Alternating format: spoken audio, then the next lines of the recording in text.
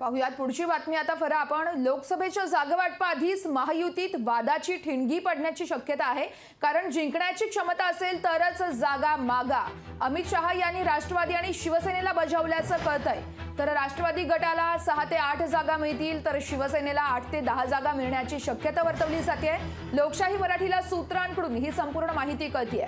तर शिंदेनी 13 जागा तर राष्ट्रवादीनं 10 जागांची मागणी केली आहे। मात्र आता अमित शहा यांनी तडजोड करण्यास नकार दिल्याची माहिती सध्या कळतेय।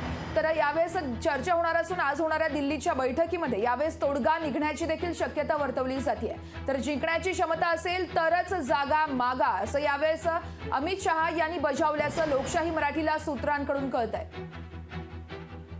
या संदर्भात अधिक माहिती जाणून घेऊयात। आमचे प्रतिनिधी अमोल धर्माधिकारी आपल्यासोबत लाईव्ह जोडले जात आहेत। अमोल, नेमके काय अपडेट आहेत? महायुतीत वादाची ठिणगी पडल्याचं पाहायला मिळतंय।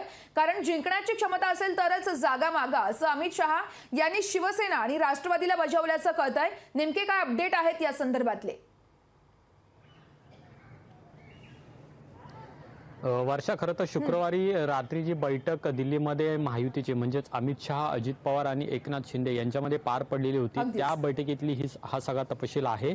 मुळामध्ये ज्या जागांची मागणी एकनाथ शिंदे आणि अजित पवार यांच्याकडून करण्यात आलेली आहे त्या जागा मात्र देण्यास अमित शहा यांनी विरोध केलेला आहे आणि जिंकण्याची क्षमता असेल त्याच जागा मागा असं सुद्धा त्यांनी म्हटलेलं आहे। आणि त्यामुळे अजित पवार यांच्या राष्ट्रवादी काँग्रेस पक्षाला जवळपास 6 ते 8 या जागा मिळण्याची शक्यता आहे। तर दुसरीकडे एकनाथ शिंदे यांना 8 ते 10 जागा दिल्या जाऊ शकतात। प्रामुख्याने या दोघांनी आपण आत्ता पाहिलं तर एकनाथ शिंदे यांनी 13 जागांची मागणी केलेली आहे आणि अजित पवार यांनी 10 जागांची मागणी केलेली आहे। पण या 10 जागांवरती तुमचे उमेदवार खरंच निवडून येतील का? आणि एकनाथ शिंदेनी सुद्धा 13 जागांची जी मागणी केलेली आहे त्यावर तुमचे उमेदवार निवडून येतील का याची शाश्वती द्या असं सुद्धा अमित शहा यांनी म्हटलेलं आहे। आणि त्यामुळे आज पुन्हा रात्री उशिरा दिल्लीमध्ये ही बैठक होणार आहे आणि या बैठकीमध्ये तरी आजचा तोडगा निघतो का हे पाहणं महत्त्वाचं असणार आहे। पण ज्या जागांची मागणी अजित पवार आणि एकनाथ शिंदे यांनी केलेली आहे त्या जागा मात्र देण्यास अमित शहा यांनी विरोध केलेला आहे आणि त्यामुळेच कुठेतरी महायुतीमध्ये अजूनही तणाव असलेला पाहायला मिळतोय। जरी अजित पवार यांनी काल म्हटलेलं होतं की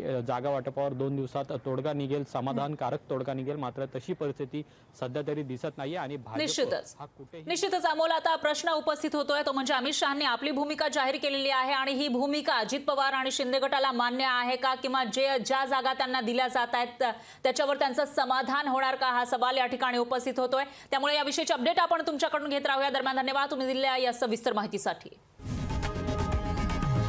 लोकशाही मराठी ऐका, पहा, जागरूक रहा।